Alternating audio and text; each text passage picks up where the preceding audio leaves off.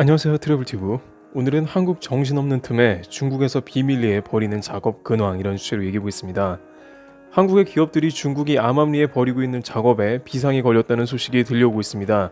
특히 현재 한국은 관련 분야에서 국내 최고의 대기업 간의 소송이 복잡하게 벌어지고 있는 등 굉장히 혼란한 틈을 타고 들어와 큰 피해를 보고 있다는 우려가 퍼지고 있습니다. 업계에 따르면 최근 세계 1위의 배터리 업체인 중국 CATL이 국내 배터리 업체 전문 인력들의 기존 연봉의 3배 이상을 부르며 러브콜을 보내고 있는 것으로 알려졌습니다. 업계 관계자는 부장급 이상 직원에게 세후 기준 약 2억 7천에서 3억 5천만 원 정도의 연봉을 제시하고 있다고 안다면서 헤드헌터를 통해 접근하는 듯하다고 말했습니다. 한국 배터리 업계의 부장급 직원 연봉은 통상 1억 원 수준이니 3-4배에 달하는 것이죠. 게다가 세후 연봉입니다.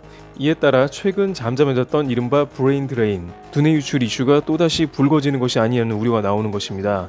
2017년 비아디가 한국 배터리 인력을 모집한다는 공고를 내기도 했는데 CATL은 최근 독일 공장 투자 규모를 2억 4천만 유로에서 18억 유로, 약 2조 4천억 원으로 7배 이상 늘리는 등 과감한 투자 행보를 보이고 있습니다. 이 과정에서 전문 인력 등이 대거 필요한 상황에 이르고 마침 한국에서 국내 배터리 3강 중 LG화학과 SK이노베이션에 미국에서 소송전이 벌어지자 이를 틈타서 발빠르게 전문 인원을 빼내려는 게 아니냐는 것이죠.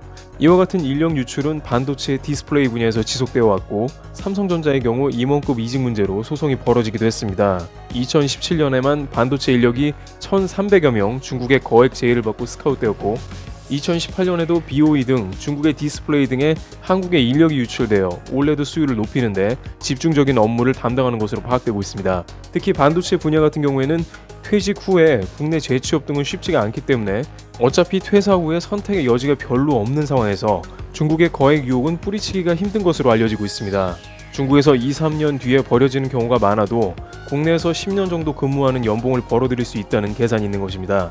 특히 배터리 업계는 중국은 규모로 밀어붙이고 있는 반면에 한국은 기술력으로 승부를 봐야 하는 상황에서 이렇게 인력 유출이 일어나면 아직 점유율로 많이 밀리는 한국 입장에서 중국에 날개를 달아주는 격이 되기 때문에 큰 고전을 해야 하는 상황이 머지않아 닥칠 수 있다는 것입니다.